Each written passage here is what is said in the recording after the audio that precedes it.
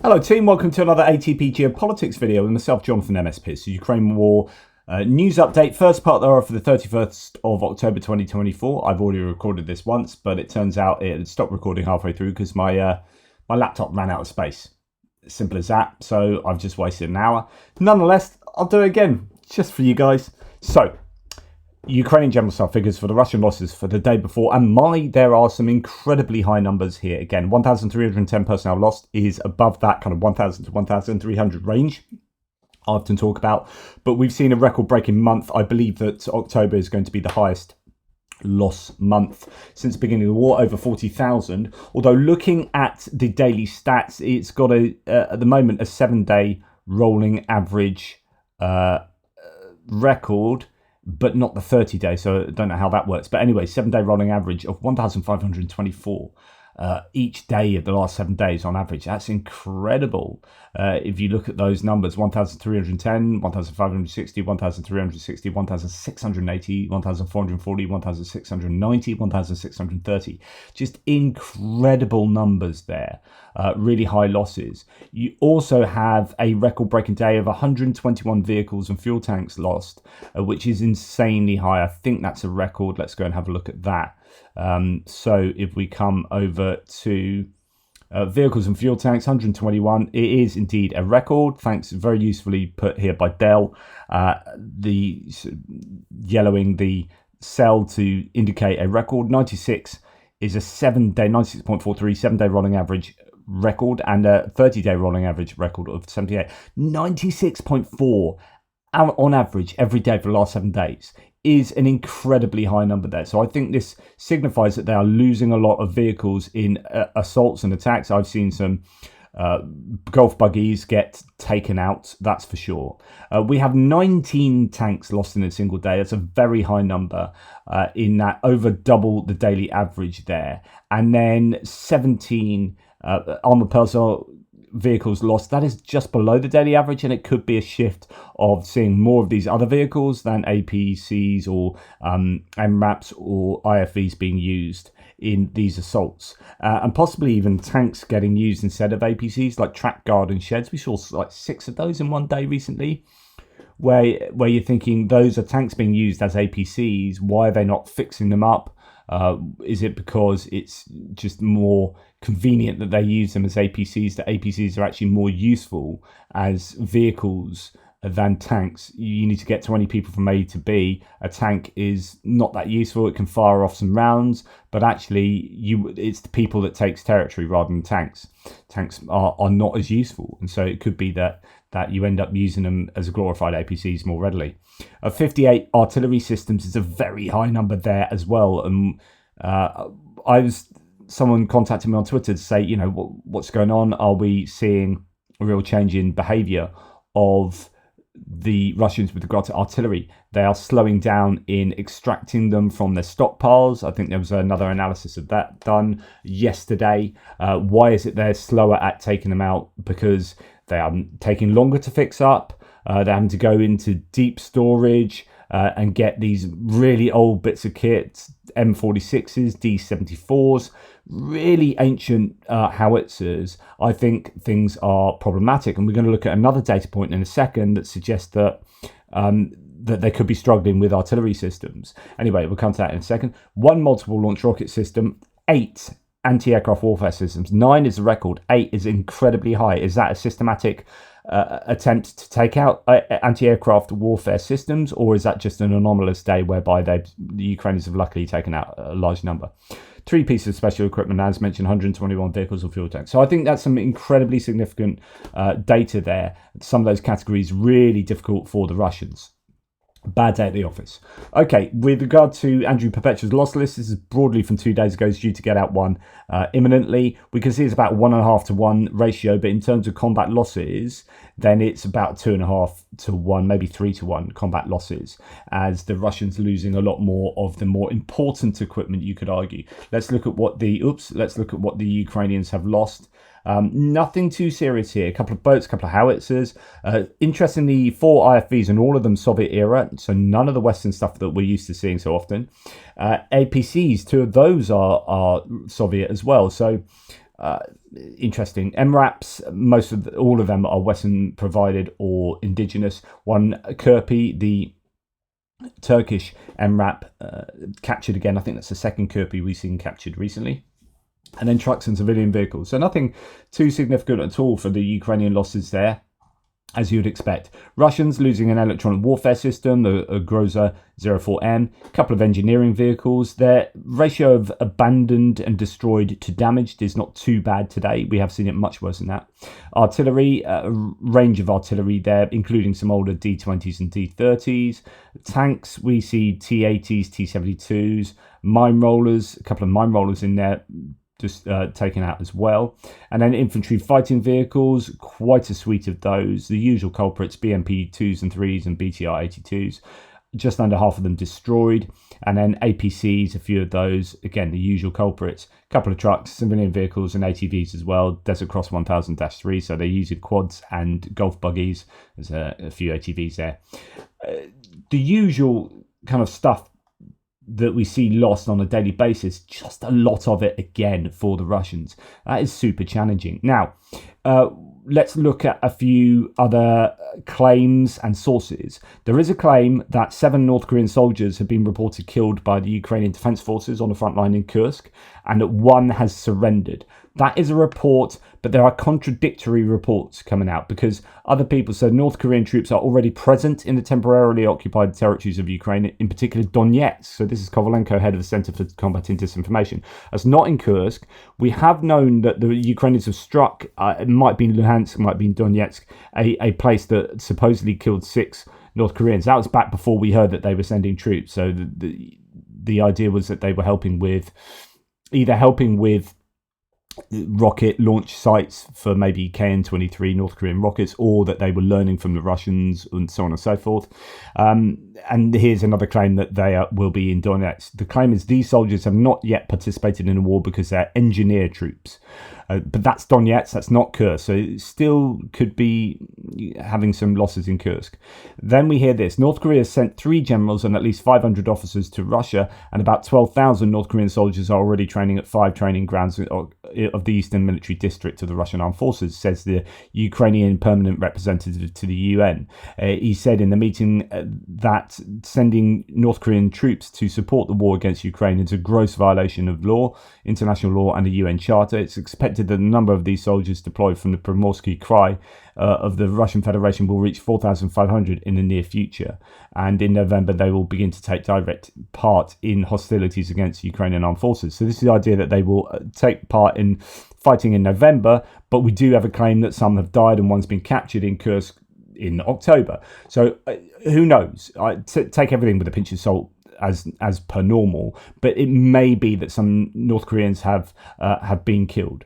Right, we're then hearing another Chryso wiki thread here of those people from Luhansk, Donetsk, the Ukrainians there that have been conscripted into the army are being treated very poorly. They're being used for meat, denied leave, forced to rely on black market for supplies and to buy vehicles with their own money, and they're sent into meat storms where large numbers are killed, according to a Russian commentary. So this is coming from the Philologist in Ambush Telegram channel, which is pro-war but critical of the way the war is being carried out.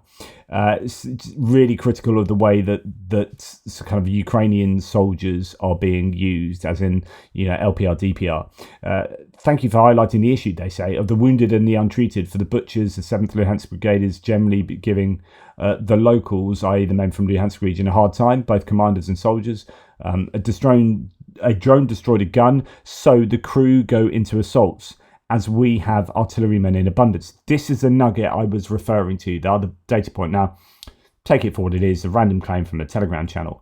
But sometimes you focus on the little things, they tell you a lot. And here, we have artillerymen in abundance. Why do you have artillerymen in abundance? A, is that true? Okay, assume it's true.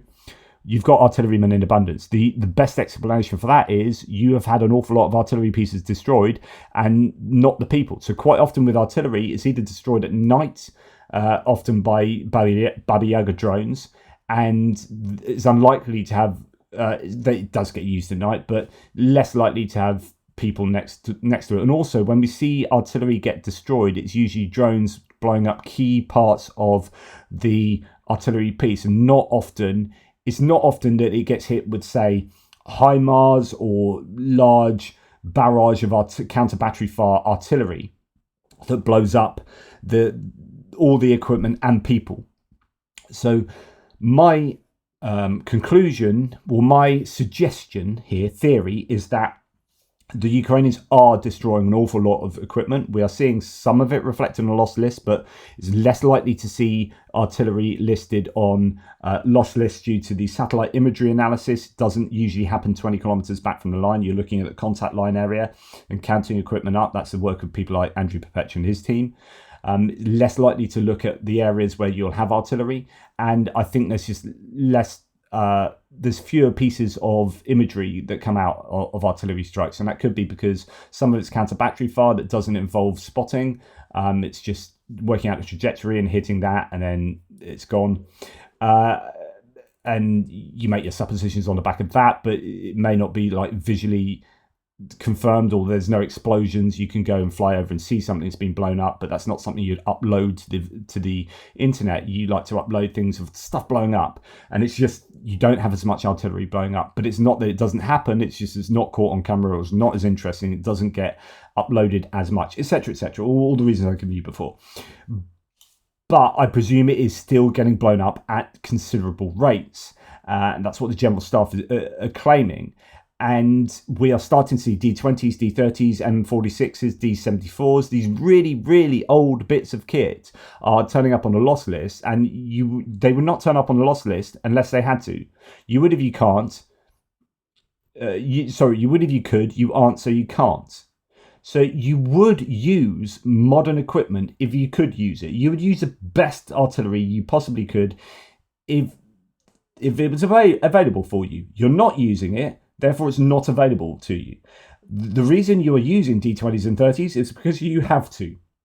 So this already suggests that and the other analysis that came out yesterday, that they've slowed down with the extraction of artillery from stockpiles. There's another one of these kind of John P. style analyses done on Twitter I was reading, that is not by him, but it was someone else, that they've slowed down the stockpiles, that slowed down the retrieval from the stockpiles, which suggests that they probably need to work longer on each piece because they're older, and you're left with the detritus and the stuff that's been cannibalized already.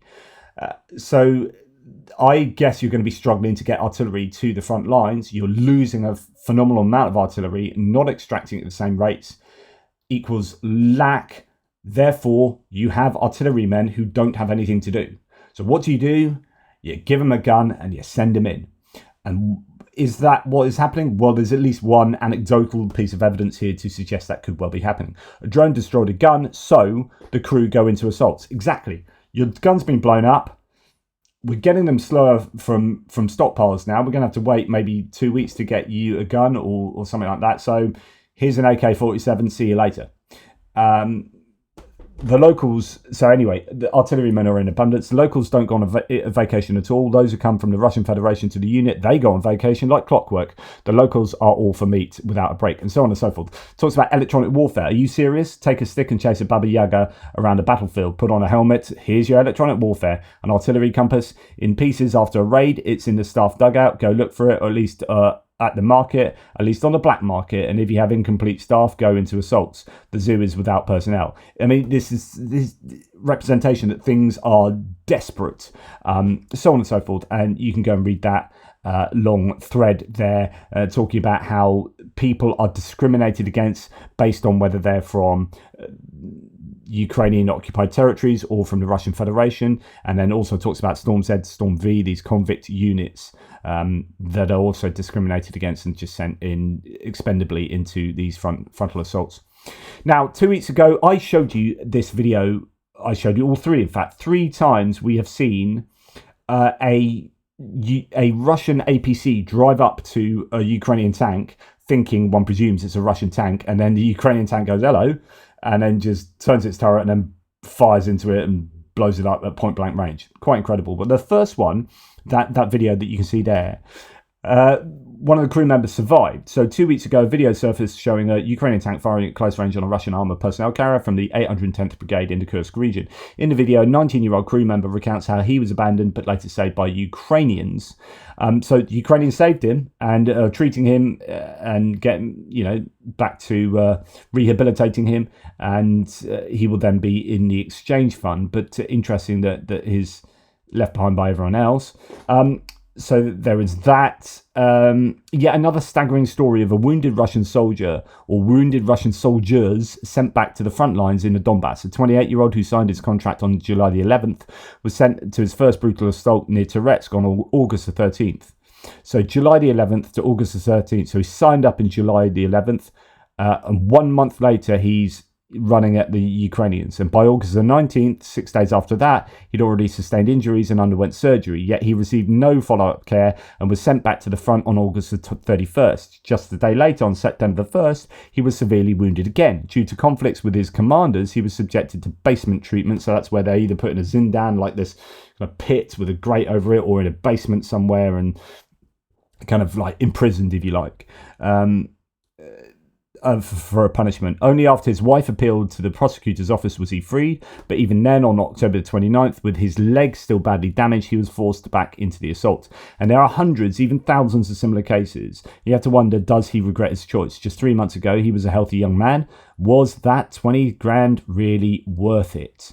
That is a question I'm sure many of these Russian soldiers are asking.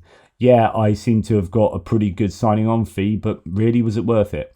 Now, as I mentioned yesterday, Shashank Joshi in The Economist said in a short update on Ukraine, there's a significant concern about the battlefield position. So they are losing territory at quite a clip, the Ukrainians at the moment. The Russians are taking quite a bit of territory, but they're also taking huge casualties, which we see reflected both in what the General Staff claim and then in what we see in the visually confirmed data sets, and then anecdotally across all these kind of videos and whatnot. So it's about building up as accurate a picture as we can of what's going on. And it's broadly, my conclusions are the same as they were 2 years ago, which is, yeah, the Russians are taking territory, but they are losing insane amounts of people and equipment. We're still at that stage, and they're still able to sustain this. So Russia taking huge casualties, but can replenish those for now. And of course, this is, I think, if the North Koreans weren't coming along, Russia would be done. They'd be culminating, and that will be it. But North Korea gives them the ability to continue the war. It's that important for the Russians. It's storing up big economic problems. And we hear about this today with previously, last couple of days, the raising of interest rates to 21%. And I think the idea, something that Putin said, indicates that the sanctions are really, really working. So when you get like Robert Fico going around, the Slovakian Prime Minister, saying, oh, sanctions aren't working, we need to stop the sanctions on Russia. BS, mate, a load of bollocks. They are working, they are hurting. Could they work better? Yes, but they are working. There are huge economic problems for Russia, and that is half the war. That pressure needs to be continued. But these will unfold on a longer timescale than the Ukrainian manpower issues, which is why we heard yesterday Ukraine looking to recruit another 160,000 people. Just to let you know, as this is a hits and losses video, there is now evidence that a Su-24M, a Ukrainian one, was shot down near Snake Island, but this is back in 2022. Nothing to do with now, it's been and gone. But there is evidence that was taken out by a missile and the crew ejected and survived. Right, this is quite an incredible bit of footage. This is a Ukrainian MRAP going the distance, going for speed. Music 101. So here we have an MRAP that is going at a really quick pace here. Oh yeah, of course it was going to happen, Pierce. Of course it was. So it's going really, really quickly here. And it basically, I'll pause it there because YouTube doesn't like it, but it hits 3 mines and it keeps going. And it might be going so quickly that the mine effectively blows up behind it on a couple of occasions. That one looks to blow up pretty much on it, but it keeps going.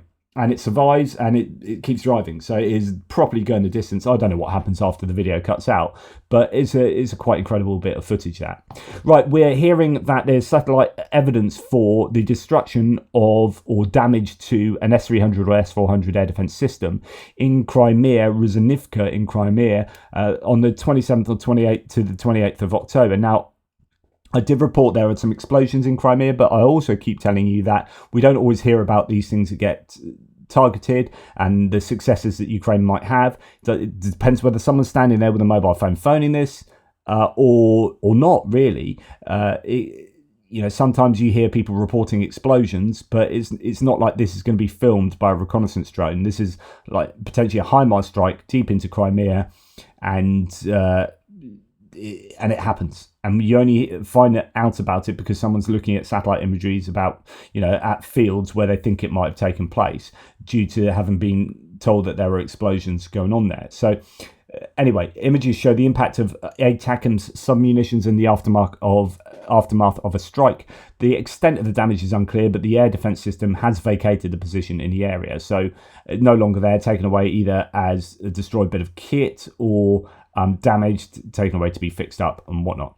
Now, I can't remember if I reported this yesterday, but the electroisolate plant, so I think it's an important electronics plant in Moscow, was on fire.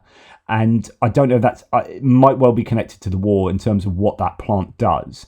But that was significant yesterday. There's a few people reporting on it. I just couldn't remember whether I meant to, but sometimes I miss links when I go through. But then also the Ushakov Academy of Water Sports, I guess ironically, was on fire yesterday, which is, so another fire, and that was in Moscow. And then more important for the war, in terms of Russia on fire, hashtag Russia on fire, is a blaze broke out at the Research Institute in Moscow Oblast, specialising in weaponry and missile development. So this is more likely sabotage, or indeed it's been struck with a drone, I don't know.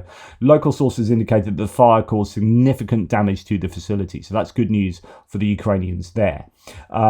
Okay, moving on to distant strikes. We have the Russians sending a large wave of drones. 43 were fired, 17 were taken out, intercepted by different ways of intercepting. In fact, we're going to talk about that in a second. 23 stopped by electronic warfare. So again, another day where electronic warfare outdoes conventional interception. So that gives you 40, and then another 3 went back to Russia by being spoofed, one presumes. So that's 43 out of 43. So 100% success rate. Of course, what goes up must come down. Apparently 2 aerial bombs were shot down. Interesting. A concerted attack on Odessa region with 2 ballistic missiles and 8 aerial bombs fired. 2 more ballistics hit Free Donetsk region as well. So quite a lot of missiles. Here we have 0 out of 4 Iskander M or KN-23, and then 2 out of 8 KH-59 or KH-69 missiles were shot down. So I think Tim White might be. So I would not use bombs. I think that might be missiles taken out rather than bombs. So, and that I want to be very careful with the use of words, because it does get confusing if you're saying bombs are getting shot down as opposed to missiles. But it appears from this stat that they were missiles. It'd be great if the Ukrainians could shoot down a guided glide bombs, but that's just a little too difficult. Okay, Russia launched a massive missile strike, as mentioned, on Odessa, according to the governor there. Around 10 missiles of various types were fired at the region within just 25 minutes. Information on the aftermath will be provided later, says Now Reports. All relevant services are currently responding, as reported by the city administration. That was yesterday evening. So that was a pretty horrific set of strikes. And actually, Kharkiv has seen some terrible strikes by the Russians, and this is yet again like flagrant abuse of international law. So Russian terror continues in Kharkiv, complete destruction from floors 1 to 6. Rescuers are working to pull out a child trapped under the rubble. Currently, there are way more injuries and deaths actually than was being reported initially. But this is, Zelensky posted a video of a destroyed high-rise building in Kharkiv. Lot of injured people, and then a few dead, as it turns out now, and it's just horrific. That is slamming into a residential building. That is a war crime. That is disgusting. I have no time for that at all. So the latest is 34 injured, 2 dead, including an 11-year-old child. Russia targeted a residential house in the city. It can collapse at any time. People continue to be trapped under the rubble, where you can hear their phones ring. Body of a 15-year-old boy is trapped under the rubble. This is the boy's aunt not knowing yet whether he's dead or not. Although apparently, I think not knowing yet that he is indeed dead. So that is one of those who has passed away, sadly.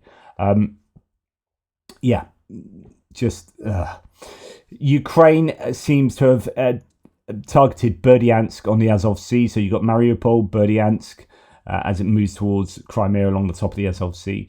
Judging by the explosive sounds, 7 attack drones attacked the southern city. Russian puppets and traitors say 3 were shot down, says Tim White. The so-called governor even posted 1 drone flying to the port. So that looks like one of the airplane type drones that they have. Of course, that's illegal. So the governor's shown imagery that he's not supposed to be showing, interestingly.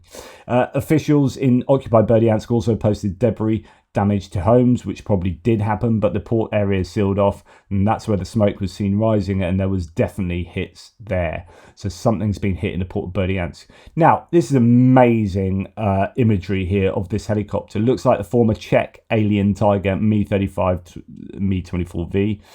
Now, someone says here that it's at least 9 downed drones, including 6 Shahids, have been taken out by this helicopter because it's got kill marks. I can't see the kill marks. I'm just marveling at how cool this helicopter looks. It's done like a kind of H.R. Geiger alien thing here. It's absolutely awesome, but I can't see where the kill marks are on it. But apparently, and this is the reference I was making earlier to interceptions with all these different ways of intercepting, and one of them is through helicopters. This has taken out 9 different drones at least.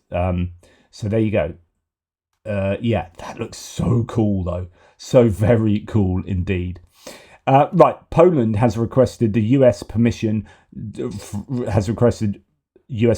so from them to shoot down Russian missiles over Ukraine. It's time we let them in, says US Helsinki Commission. So the Helsinki Commission is a group of politicians, I think, in the US that is looking to help Ukraine, particularly at the moment. Exclusive bipartisan House members push Biden to allow Poland to shoot down Russian missiles over Ukraine. So that is being proposed by those Americans in Congress. Really good news if that can start happening. We've heard that possibly Romania has been given permission to shoot down stuff over Romanian airspace. Be interesting to see if that will come to fruition. So here we have the claim, moving on to other bits and pieces, that Russia is preparing for an offensive in the Zaporizhia region with armoured vehicles. So we keep hearing this. Russians have already conducted training in the occupied territory. Armoured vehicles are planned to be used in the areas of 2 settlements. Don't know exactly where, but this is, the continued rumour that Zaporizhia is going to be the site of a new attack by the Russians. Now, the EU has slammed Ukraine's wartime pool of TV channels and urges Kyiv to restore media pluralism. So the European Commission has criticised the telethon, Ukraine's state-run pool of TV channels created during wartime, and urged Kyiv to restore a pluralistic media landscape, according to an updated report on progress made by EU candidate countries published yesterday. The telethon was created at the beginning of Russia's full-scale invasion by merging the coverage of Ukraine's biggest TV channels. It was initially seen as a legitimate response to Russia's aggression, but later it was accused of monopolising television coverage and stifling dissent. So interesting, there's a bit of criticism there from the EU and the ongoing reporting on the war. We have seen throughout the war journalists complain about a lack of transparency, which on the one hand you can understand. This is wartime, and that's going to happen. The government's going to want to control the narrative, but on the other hand, the belief in a free press and holding government to account arguably should be allowed to take place within wartime as well. You could probably make some arguments both ways on that. I'm pretty sure, indeed, that's indeed what would be underwriting the movement towards that kind of more monopolistic telethon style of doing things. Okay, Colby Badwa has said here, the House Intelligence Committee Chairman, Representative Mike Turner, tells the Atlantic Council that if North Korean troops enter Ukrainian territory, the US and NATO should consider direct military intervention against those North Korean forces. This is interesting. So what would that mean? Direct military intervention from US and NATO? I presume that means US and NATO missiles or whatever being used. But yeah, that's quite a bit of fighting talk, and he's a Republican, but he's one of the good ones on the House Intelligence Committee there. A senior South Korean government official has revealed new intelligence on North Korean military in Russia. His words are reported by the BBC. A total of 11,000 military personnel from the DPRK are in Russia. About 3,000 of them are already in the western part of the country and are undergoing training. Part of the North Koreans may be sent to the Kursk region, another part to Donbass. At the same time, Seoul cannot confirm that the new North Korean military personnel have already participated in hostilities and suffered losses, as mentioned earlier. North Koreans are dressed in Russian uniforms and given Russian weapons to conceal the origin of the military. Among the contingent from the DPRK in Russia, there are generals and officers of the highest rank, but the majority of North Koreans are infantry officers. At the same time, according to the media and experts, Kyiv is already receiving weapons from South Korea, but not directly, through third countries, for example, the United States, the BBC noted. And then finally on that subject, South Korean Defense Minister Kim has said it is an obvious task for our military to send observers and analysis team to the Russia-Ukraine war. And I would even say that if we don't send our observers or analysis team, it would mean we are not faithfully doing our jobs. Good stuff there. And finally, I'm going to give the BBC some serious props here. The BBC is well respected around the world, and it is a decent institution. I know critics in the UK are like, people on the left say it's too right wing, and people on the right say it's too left wing, and it's like, well, it's probably sitting in the centre, to be honest, and kind of doing what it should do. But I love this. This is on behalf of the BBC and BBC Verified, which is their fact-checking service. This is exactly what I think all media organisations should be striving to do. And this kind of rhetoric, this kind of objective is super, super important. I freaking love this. Disinformation. You think you're winning. There's no climate change. Fooling people in the most sophisticated ways. I control the Met Police. They will obey orders. You fueled hate and confusion. End up with a complete erosion of trust. The pandemic wasn't real.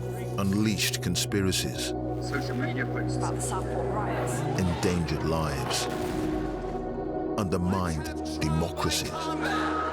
And you make our job seem almost impossible. Fake news. Lying about anything. Almost.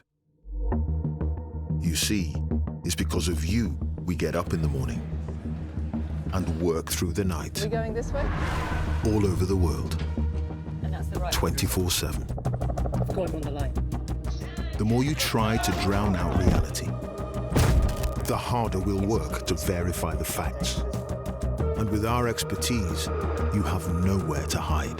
Charged as false. We will find your sleights of hand and expose them. Baseless rumours began spreading. So no matter how hard it gets,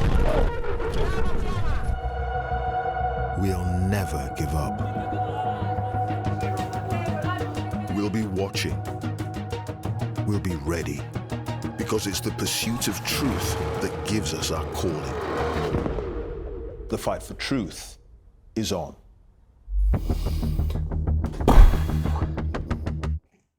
Boom! I love it. Fight for truth is on. Now you can say, well, the BBC haven't reported on Ukraine as well as they should, or haven't. Yet, of course, you can find issues with the way that they have done certain things, but. In general, I mean, the idea of BBC Verify as their service, a fact-checking service, is super important. And I think we should give props where props are due. And fighting disinformation is my raison d'etre in many ways. And so that, to me, I absolutely love it. Absolutely love it. Now, the most important part of this report, as all of you will know, I mean, this is more important than anything I've said, surely. No, I make jest of war. Of course, it's not. However, it's the Halloween pumpkin update. This was my oh my goodness, it took me so long. Those teeth took so long. I can't tell you, especially when you really struggle to feel your fingers with MS and whatnot. But there you go. It's not my best. I was like, nah, it's all right. It's okay. But it looks pretty cool there. It's pretty cool. I like that. So yeah, and we've got some smaller ones. I'm going to drill some holes in those and then put this Ukrainian trident symbol. I'm going to strip that back and then put holes around that in the little one. So see how that goes. Anyway, I just thought I'd give you the all important update there of the pumpkin carving, because I know you care. Take care, guys. Thanks for your support. Toodle pips.